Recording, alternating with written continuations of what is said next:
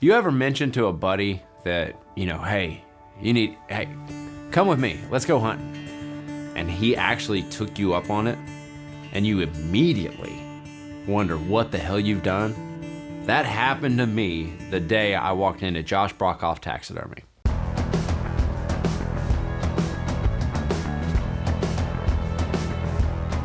Walk in with this antelope, and he says, I would love to go antelope hunting. Always been a bucket list animal. Well, why don't you just come with me? Put in a tag, I draw every year, it'll be great. Public land, antelope hunting. This is a bucket list animal for me. Never done public land hunting before, never hunted antelope before. All this was new to me, but I've never been on a plane. It was at that moment that I realized that I might be in a little over my head. To say this trip was new to me, everything about it was new. This is his first time for everything. Everything. Flying on a plane, traveling with guns, going out of state to hunt public land. This is all new stuff.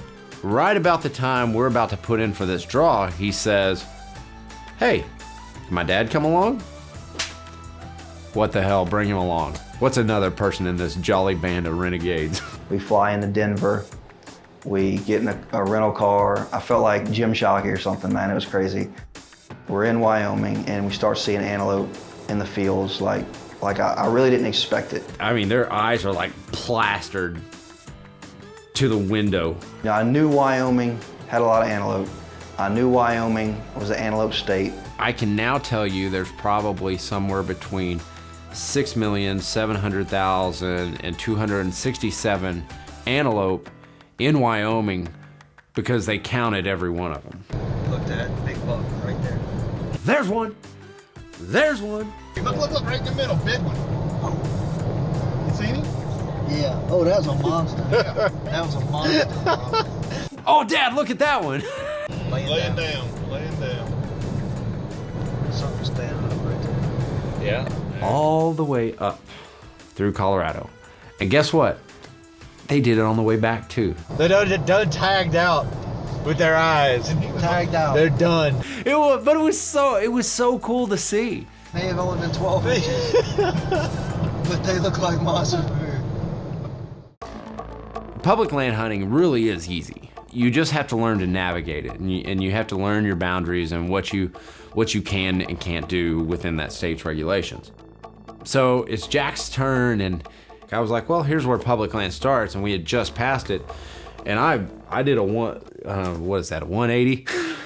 So I did a 180 and just kind of peeked over my shoulder, and there was two goats, and one of them was really nice.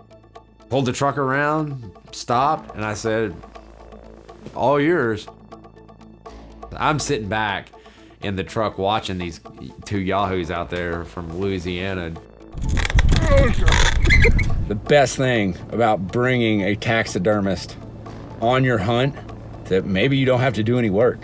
That's what I'm looking forward to. I'm really looking forward to this. Maybe he'll do all my work for me. So I'm 300 yards away watching through my binos, and all I see is them stand up and they're cheering and hollering and all this good stuff. So I know, hey, we've got one down, and that's number one in the book. Wow. Oh my goodness. Wow. Oh, look at the hooks on. Look at this. Look at the hooks on. Jack's done, and now it's Josh's turn. We're sitting there waiting on daybreak, and it starts breaking. We start glassing.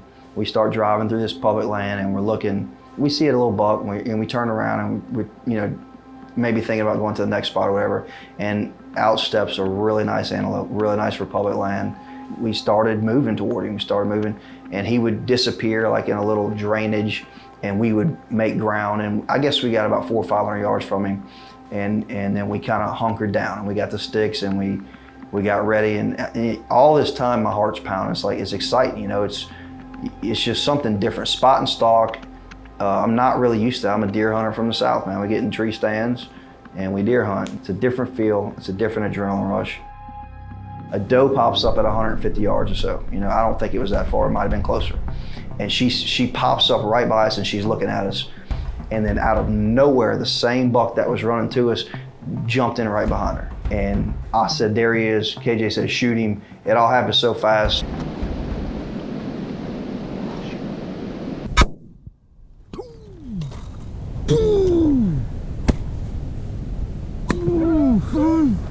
How do I liken his reaction? It's like in WWE when a wrestler comes off the top rope and like slams someone and he gets up and he's like pumping up the crowd. It's exactly what his reaction like. Tell me if I'm lying.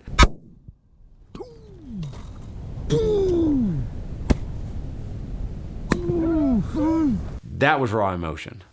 That was years and years of him thinking that he would never get the opportunity to shoot an antelope, a bucket list animal, like that he told me a year ago that is a bucket list animal. That is a culmination of years and years of thinking that, you know, it's going to take a lifetime to do this, and he just completed it.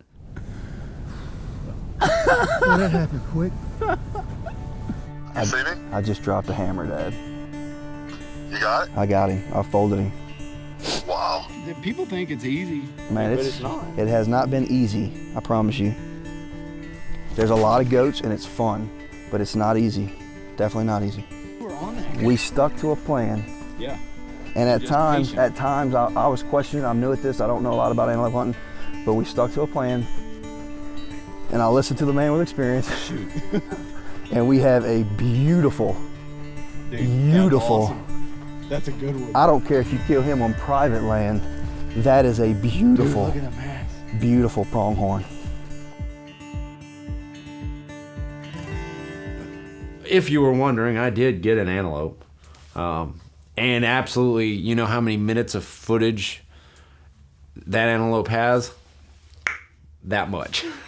Because I get in a hurry. I get all jacked up. Because now it was my turn. I get in there, get out, but we got this fancy picture to show you. Hey, we were together when I killed my first. Together when you kill your first. There you go.